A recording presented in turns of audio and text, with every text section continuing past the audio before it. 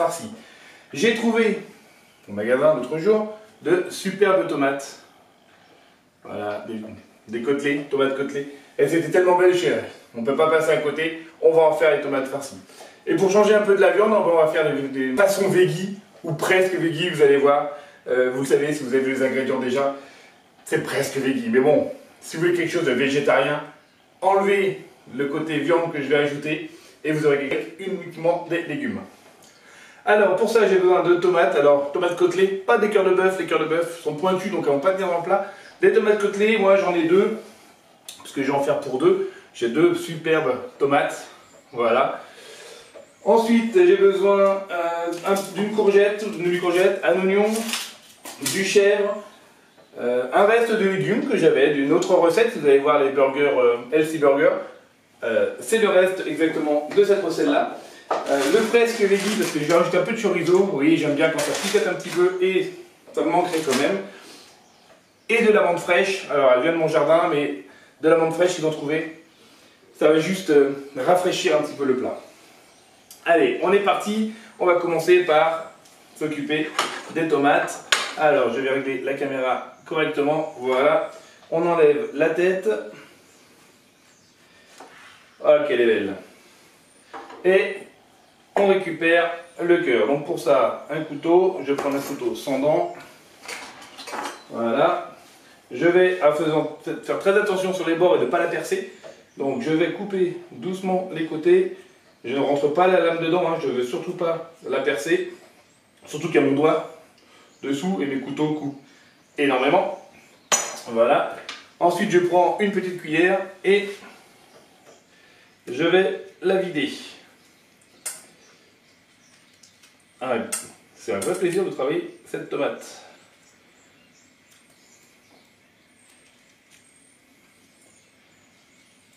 Donc faites très attention aussi de ne pas aller trop profondément, sinon vous allez percer votre tomate et ça serait dommage que la cuillère passe à travers la peau, puisque tout le jus va partir.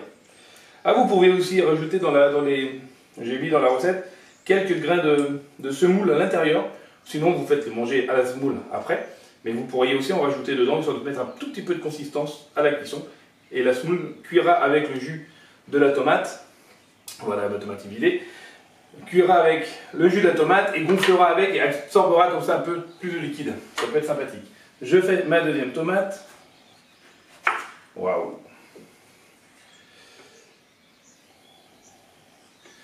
Même technique que tout à l'heure, mon petit couteau. Hop là, attention, hop là, on va essayer de ne pas l'abîmer, on voit qu'elle commence à casser, ça devient fragile hein, une fois que c'est vidé, donc faire très attention. Voilà, le couteau, donc je suis les bords, attention aux doigts qui sont dessous.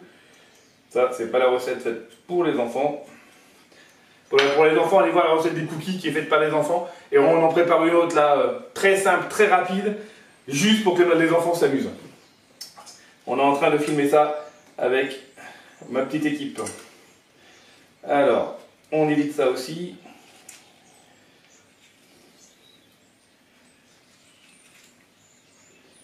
Donc on récupère bien tout, puisque ça va revenir à l'intérieur de la tomate.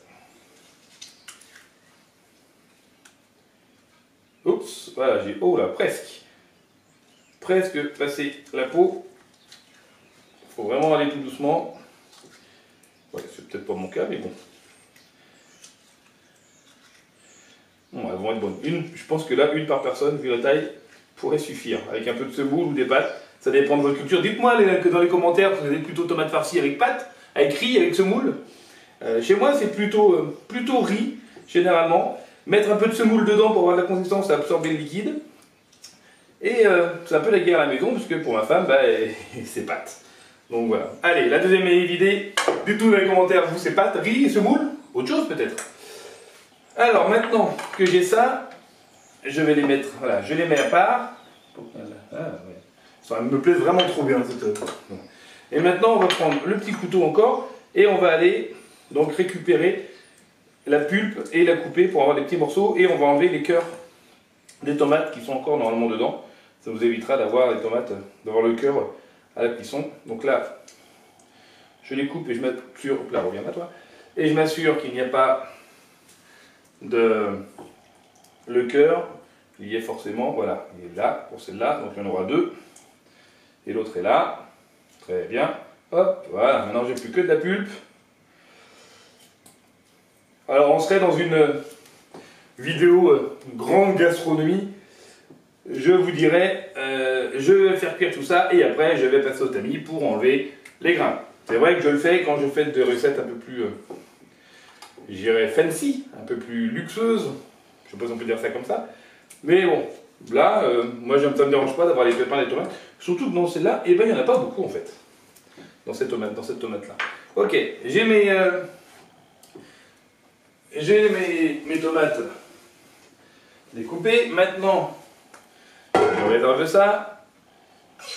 Je vais préparer la petite courgette. Donc c'est mon reste de courgette. Je vais lire la recette des Healthy Burgers. Allez la voir. Vous faites-la avant et après vous ferez les tomates tortillées avec les restes. Ça marchera très très bien. Hop, voilà. Donc, des petits morceaux. Parce que je veux vraiment que ce soit très fin. Donc attention à vos doigts. Ça va fondre à la cuisson. C'est ce qu'on recherche. Il ne faut pas qu'il y ait de gros morceaux. Donc je vais même les recouper encore un tout petit peu.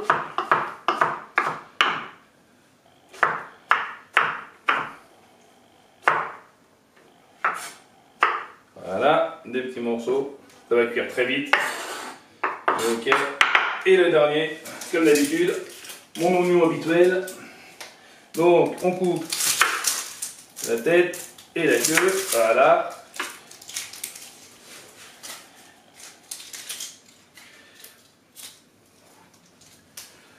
On découpe un tout petit peu sur le côté pour enlever le reste de la peau. Allez, viens là, toi. Voilà. Hop là, voilà, ça va aller tout seul. Je le coupe en deux. J'enlève le cœur. C'est un gros cœur, ça. On va pouvoir récupérer un petit peu d'oignon, ça y est, je sens que ça va pleurer. Non, je ne pleurerai pas en cuisant des oignons. Hop là. Allez, et pareil. Je coupe mes oignons. Ouais, j'aurais pu faire un... Non, bon, on va faire trop tard. J'ai enlevé... Allez, on laisse ça et on va faire les petits morceaux aussi. Si vous n'avez pas les oignons, bah, c'est dommage. Hop, la musique vient de se déclencher, je l'arrête. Donc on coupe les oignons assez fins. Comme d'habitude, hein, c'est vous qui voyez. Là, moi j'ai un oignon pour deux. J'aurais pu le ciseler. Je ferai une vidéo sur un tuto sur comment ciseler les oignons.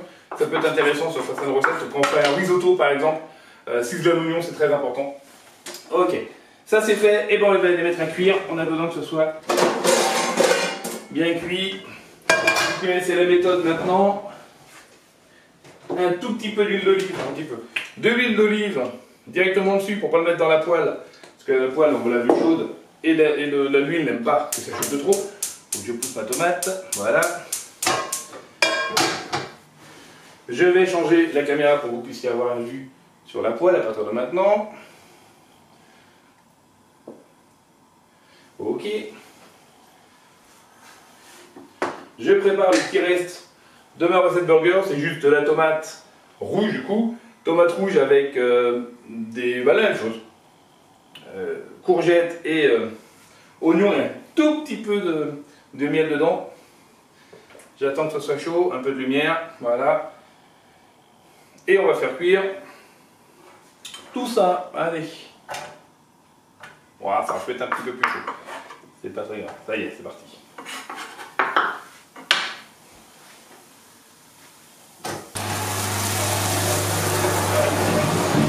On va commencer. Désolé. C'est l'époque des vendanges, les tracteurs des vendanges passent. Et oui, je suis dans les vignes. Donc de temps en temps, un petit coup de tracteur. Je mets les oignons. Alors ça serait bien de les mettre tous dans la poêle. J'ai bien fait de faire le ménage avant. Voilà. Allez, je vous rappelle, on cuisine comme à la maison. Hein. Je suis à la maison, j'ai un minimum d'outils. Lavage de main. Encore. Pendant que ça cuit, je vais mettre mon four à environ 210, 220.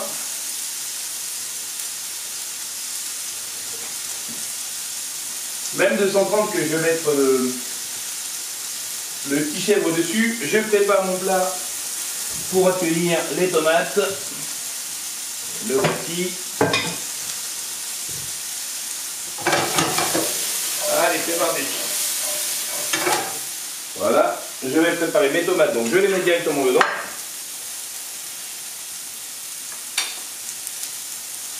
Une et deux, voilà. Les tomates sont dans le plat, prêtes à être garnies. Les têtes, eh bien vous pouvez récupérer la tomate ici et rajouter dedans. Ou en présentation dessous, mais sans la présentation là, ça ne fonctionnera pas. Ça, tout en train de caraméliser doucement.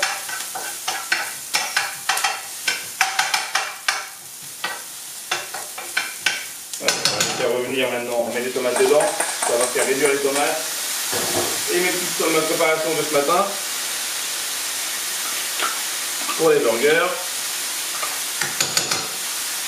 Voilà. Ça me paraît très très bon tout ça. Allez, on laisse réduire. On laisse réduire les tomates. Et pendant ce temps-là, je vais préparer le chorizo. Donc si vous n'en mettez pas, c'est l'étape que vous n'avez pas besoin de faire. Je vais pas en mettre beaucoup. C'est juste pour apporter le petit goût piquant. Je pourrais aussi mettre des épices, j'en ai. J'aurais du piment. Mais là, j'ai envie de la goût chorizo.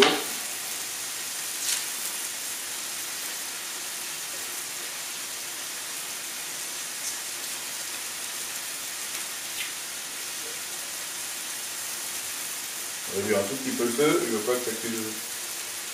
Je ne veux pas que toute l'eau s'évapore trop vite. Allez, des petites tranches, pareil, hein, comme les légumes.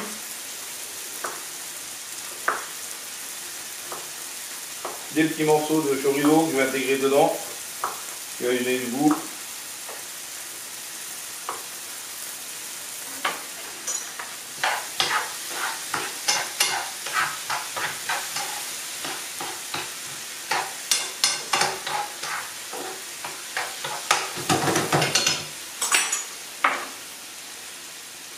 Alors, je prépare mon chorizo ici. Je les ai coupés en tranches. Des petits morceaux. Je ne dois pas avoir besoin d'utiliser un couteau en mangeant ça, juste besoin de couper à la rigueur la tomate après, avant. Et ensuite, il faut que tout se vienne à la cuillère ou à la fourchette. Donc, on réduit les morceaux. Voilà. Et je vais les rajouter. Voilà, je vais les rajouter dans la poêle pour qu'ils commencent à cuire, rendre un petit peu de jus et agrémenter tout mon plat. Et on aura quasiment terminé notre recette. On n'aura plus que l'assemblage à faire. 15 minutes au four. Il est trop, faut que je mette la grille. Une quinzaine de minutes au four, pas plus. Juste le temps de faire griller, fondre légèrement le chèvre que je vais rajouter et faire griller le dessus. Donc vous voyez, me très bien passer en mode grill juste ensuite. Voilà, allez, maintenant on va tout mélanger. Tout est cuit. Je prends la fourchette et j'écrase un peu toutes ces tomates pour qu'elles rendent un peu plus de jus. On voit que les courgettes se mettent en mode purée.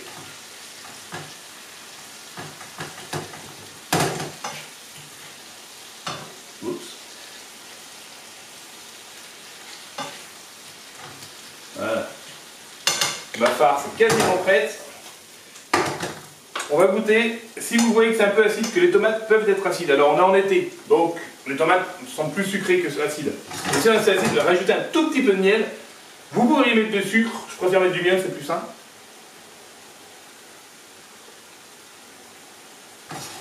Un tout petit peu de sel. Ah, ça picote un petit peu avec le chorizo. Voilà. Je suis prêt. on va garnir les tomates. Je place ça bien, voilà. Bon, ma grande cuillère. Et je remplis.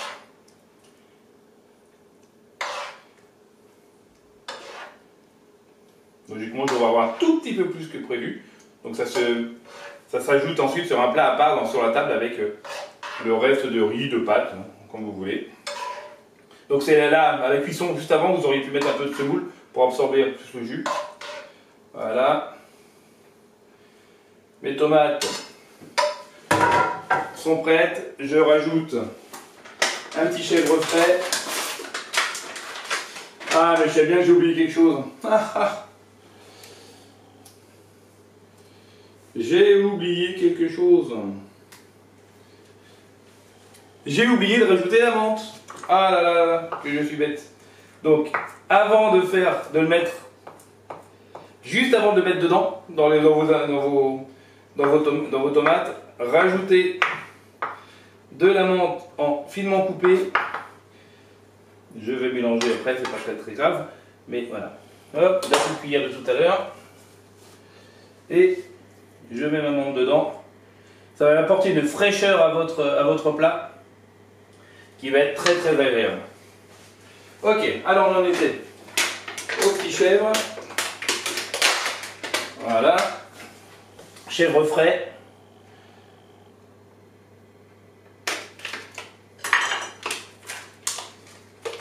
Allez, il y en a un qui veut bien venir avec moi.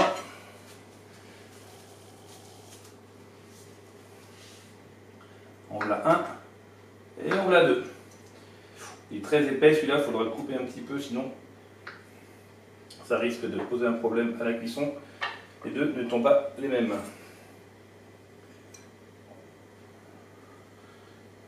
Reviens-toi ton autre bout, voilà. Un petit bout de chèvre dessus, un petit bout de chèvre sur l'autre.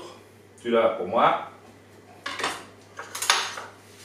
Et au four pendant, allez, je dirais 15 petites minutes. Je suis à 230. Vous regardez de temps en temps, à partir du moment où vous voyez que le chèvre commence à avoir un petit peu chaud, vous mettez sur le grill pour qu'il grille dessus. Et moi, on se retrouve dans le temps de ranger tout ça et le temps de se cuire. Et bien voilà, ça y est, c'est prêt, c'est cuit. Voilà à quoi elle ressemble maintenant. Alors par là, ici, voilà, comment je peux la mettre pour que vous la voyez bien. Ok. Donc une tomate, si j'enlève un tout petit peu, voilà. Le chèvre est tout petit peu grillé. Je mets la feuille de menthe pour la décoration. Je vous rappelle qu'il y en a dedans. Donc, tomate farcie. Si vous avez plu, laissez-le en commentaire. Si vous avez essayé, vous avez goûté, laissez-le en commentaire. Vous modifieriez quelque chose ou vous rajouteriez quelque chose, mettez-le en commentaire. Mais surtout, abonnez-vous. La petite cloche, plein de choses à venir. Des nouvelles recettes dans les prochains jours sur des crêpes par exemple. Et pour les enfants, une petite surprise avec les enfants, une recette très rapide à faire avec eux. Ça va les occuper et en plus ça va les amuser. Allez, à très bientôt. Salut!